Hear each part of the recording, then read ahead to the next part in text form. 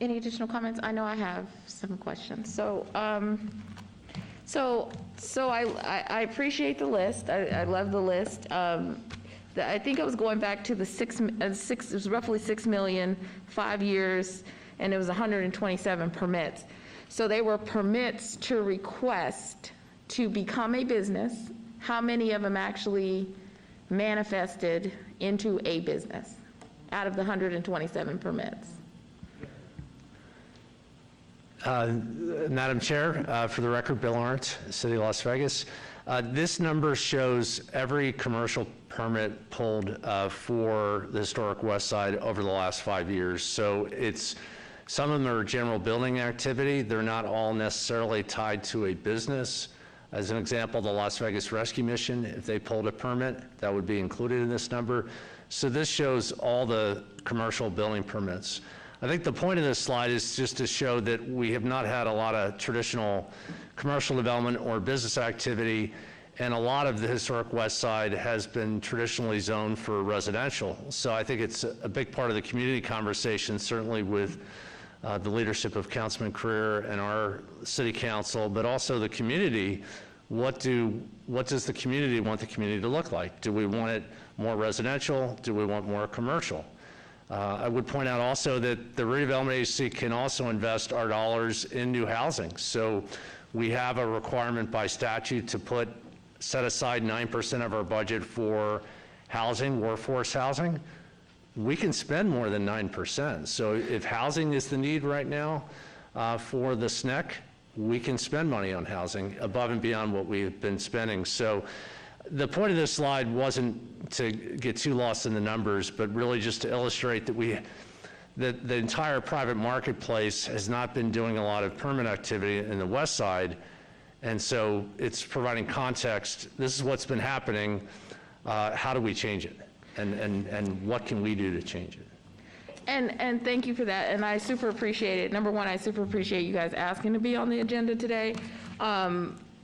And it's true, right? What was listed is old activity that we're all aware of and that we've seen. And I know when we talk about like the Owens corridor where Bilo was and having a sustainable anchor tenant, I know I've had that, started to have that internal conversation about what would be a anchor tenant that could maintain that space so you can keep the bank, you can keep AutoZone, you can keep some other things, because there's prime opportunity there, but it's also prime opportunity to have fruitful conversation about what makes sense for that area, right? And so the market that, you might as well just say it, you're helping Mario expand, which is a good thing. Or at least there's conversation, because he is a mid-sized trusted grocer that can offset what's going on over at the Bilo space, or whatever the new market, stinky market's called.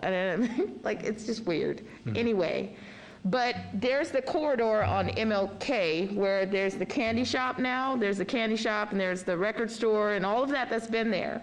And then I saw Hair Unlimited. I think Hair Unlimited was the Dome hair place that was over there in the dirt lot, and so that's listed, but there's still some vacancies along that stretch where I don't think we've had conversation around, first of all, how to leverage that existing space where there are sole proprietors that own that, and how to either build on the other side where there's dirt and there's just vacancy. Yes, it's on the back side of a residential, but that means that it's already co-zoned, or however the zoning is, where it allows for that business parcel to be on the back end of those houses, and then what to do with that dirt lot on the other side, right? Because what you know is that Chef Carol established her spot, which has been a consistent, I would say, revolving door in terms of that business actually catering to a commercial space, a food space. But there's opportunity for us to have a conversation about how to further anchor and support those tenants so that they stay and that they're supported, right? And so I think that, I know for myself, I've been very interested in having this conversation, not to offset Councilman Crear, but we built these medical pieces, right? The freezes, the kidney care, there's an OBGYN, we have the federally qualified healthcare center, and I think we have enough in the medical space to establish for the number of residents that exist, there's enough in terms of that. I know in 100 plan there's a specialty focus. That's different to me, because a specialty focus is a specialty on the particular high level of disease that is happening in the space. But in terms of general care, you have that. Has left the There conference. needs to be a conversation about how, when we do this mix and match between government service and the medical and some of the commercial, is how do we sustain that tax base? And I think our conversation starts out with, what is the tax base? How do you leverage it? And how do you grow it, right? And how do you sustain it with the development choices that you choose? And I don't think we've ever had a real discussion. The legislature will get into your bills and dissect, or I will go into your bills and change language, because I'm not sure of what was happening. But I think that I think this is the proper time to start having that discussion, because I think there's opportunity. What you guys did at the brewery, why couldn't that have been an outdoor spacing? Although it's limited parking, but people find a way, because it's walking distance. It's a walking neighborhood. The neighborhood right behind where Evergreen Church is, and then you see the building. Why could there have been that kind of frontage for that MLK? Businesses that have been there for like 20 years, right? Which would have allowed some expansion of outdoor use to sit outside and eat, have candy, get your hair done, go to the record store, right? Because they've been holding down those spaces for over 30 years. And I think it's an opportunity. What I saw at the brewery was good, because it was an extension.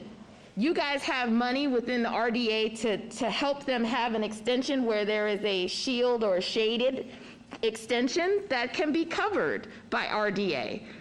And so, but I don't ever see that level of engagement with those business owners to say, how can we enhance your property to allow more walk traffic to come in? You know what I'm saying? And so I just think I want to have this conversation. I'm ready to have this conversation, because I've been looking at it, and I always criticize you guys when you come to the legislature, but this is now the time, I guess, to use the downtime to actually actively work. And I want to address the revolving loan program conversation, because I want to know if there's an opportunity. We did the minority loan program under AG. Nevada State Bank has that contract for the $1 million that we basically back from the state. They do a minimum of $25,000 to $50,000 loans, but the problem is the 8% interest that's driving that loan. And then we have the SSBI, I think it's a small business collateral program, where basically we can give up to 35% of the collateral for a loan. How can we partner, right? How can we take the state programs where we were thinking, hey, we're going to be able to help businesses with the collateral that they need, and then take the collateral program that you guys have within the revolving loan and figure out either how to tweak, how to make a better program, how to build a program that actually meets the needs of the base that we're talking about, who we knew at the time when we did the revolving loan program were coming in with less capital in order to secure the loan, but they might have had a good business plan, but they didn't have the collateral to show to offset and pull up the rest of the money that they needed. I mean, because what has historically happened is we see the land grant that's given to a business that is wealthy, but not a land grant that is given to a business that is community. And that is the comparison that you guys always face and you're criticized about, because they're like, so why did the rich get the handout for the land grant? And we get, here are all the terms, here's everything that you need to bring to the table. That's not helpful, because what they're trying to understand is, why did they get a pass and I did not, right? And I think we need to analyze that, and we need to think through that, because it's a huge issue, right? We talk about the incubator, and it's been there, but it's been the same tenants. Who has walked through the door to also take advantage of the incubator, right? How long do you stay in incubator status? Is that supposed to be 15 years? I don't think so. I think you're supposed to actually move out of the incubator after 15 years. You're not supposed to be a permanent tenant forever. And so I think that has particular use that has not been fully actualized. There should be a revolving door. An incubator is, let me help you get your feet, get established, move to the next level. That is not happening at the incubator. And so these are opportunities where the city can partner and really engage. And then when we think about the partnership between North Las Vegas and the city, when Barlow left, he built all that infrastructure in the street on Lake Mead by West. It's a prime opportunity because the money was already invested in the ground. So you can move on that vacant land if there's an actual conversation. You know what I'm saying? Yes, the land is owned by North Las Vegas and it's in Ward 2, but at the end of the day, that should be a conversation. That lot has been vacant since I taught there in 2003 at West. That's crazy. But we're still talking about how to leverage, and I'm not beating you guys up. I appreciate this conversation, but it's time for us to just say, all right, for the commercial spaces that we can have, whether or not we can build up, how we can leverage it, this is the time to do cohesive development. And my final comment is you talked about the 9% set aside.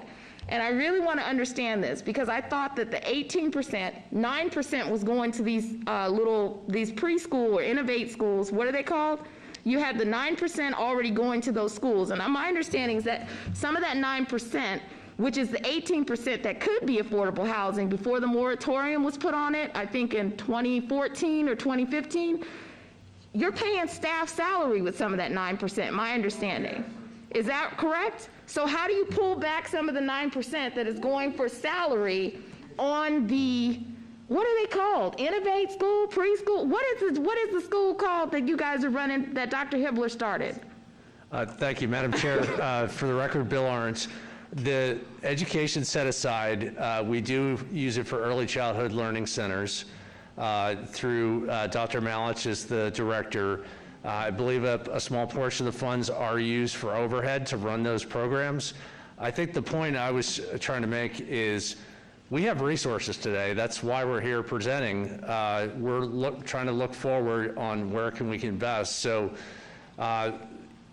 we are investing those in early childhood learning, but if there's additional resources needed for housing or something else, we have budget available in the redevelopment agency. We can invest today if we have projects. And to address your earlier comments, I think they're well received by me and by Ryan. That's why we're here having this conversation. And I promise you, our toughest critic is our councilman for the ward, because he realizes that we have not done a good enough job in the past in reaching out to the community and in ways we can partner and invest these dollars in the community. That's why we're here today. That's why we're looking at where we can invest in projects. So to answer your question, we are using those, by statute, 9% set aside for education, 9% for affordable housing. But remember, that means we have the other 82% that we still can invest in above and beyond those areas. So Ryan, I don't know if you want to add something. Ryan Smith for the record. I mean, I'm ditto the comments. I think that this Ivory, Lyles has left the conference. The purpose of us coming is to brainstorm these ideas. Why haven't those businesses had the coverings, have the awnings? To Bill's point, I will say Councilman Crear has done an amazing job really staying on top of not only us,